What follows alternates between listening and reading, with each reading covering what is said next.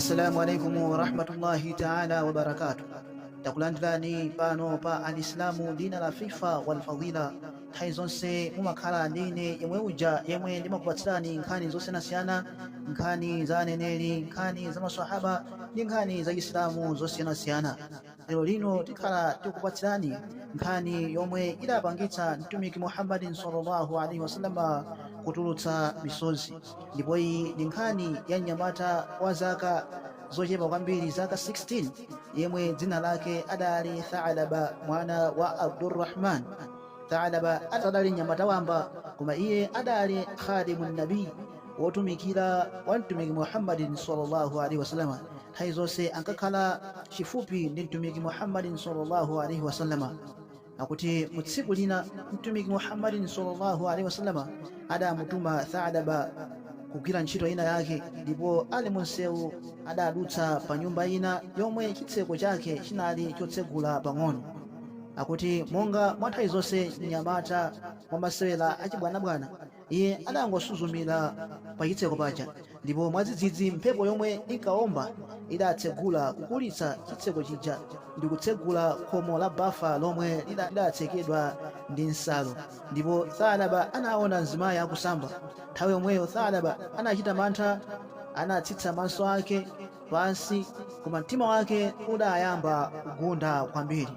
Ndipo Thalaba adati, audhu billahi, ndikuzitchinjiriza mwa Allah, kodi ndingakhale bwanji mmodzi mwa masahaba amtumiki, munthu wapafupi ndi mtumiki Muhammadin sallallahu alaihi wasallam, kumachita kuti ndachita chinthu chochititsa manyazi kwambiri. Iye sadaganize kuti idali ngozi, iye anaona ngati wasanduka kukhala munafiki. Izi anadzimba yekha mulandu kwambiri, moti sakanathanso kuyang'anizana ndi nkhope ya mtumiki Muhammadin sallallahu alaihi wasallam. Akuti ichi ndi chimene chidapangitsa Thalaba kuthawira kutali, sanabwererenso kwa mtumiki Muhammadin sallallahu alaihi wasallam. Ndipo iye anapita kumapiri kudzitsekera kuphanga, ndipo adakhalako masiku okwanira 40.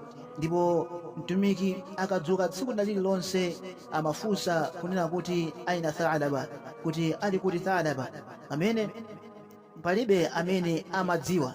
Ndipo pambuyo pake Jibril alayhi salatu wassalam anatsika ndi uthenga kwa mtumiki Muhammadin sallallahu alaihi wasallam kunena kuti, ya Muhammad, Allah akupatsa salamu, ndipo akuuza kuti kapolo wanu uyu ali kumapiri akupempha chikhululuko.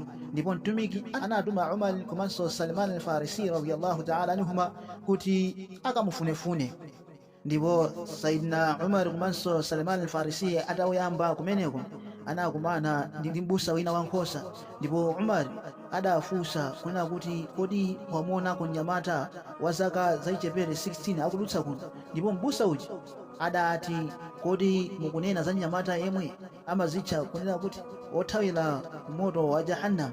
Ndipo mbusa uja anawawuza kuti usiku uliwonse nyamatayo amatsika kumwa mkaka akulira kwambiri, nkunena kuti ya Rabbi ighfirli, kuti inu mbuye wanga ndikhululukireni. Ndipo atamupeza Thalaba anali ataonda kwambiri. Thalaba ataona masahaba aja adafunsa ndi mantha kunena kuti kodi Allah wavumbulutsa vesi lofotokoza za munafiki wanga?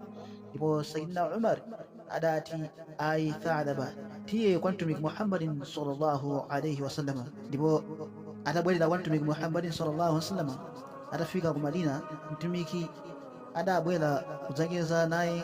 Thalaba adalofoka kwambiri, ndipo mtumiki adamtenga Thalaba ndikumuwuza kuti amugonere pa ntchafu zake. Ndipo Thalaba adati, ya Rasulullah, chotsanitu mutu wa munthu wochimwa uyu pa ntchafu zanu zolemekezeka. Mtumiki adati, kodi ukumva chiyani Thalaba? Ndipo Thalaba adati, ash'uru bidhabibi namur, ndikumva ngati nyerere zikuyendayenda pakati pa nyama ndi mafupa anga. Ndipo mtumiki adati, hadha huwa almaut, kunena kuti iyi ndi imfa.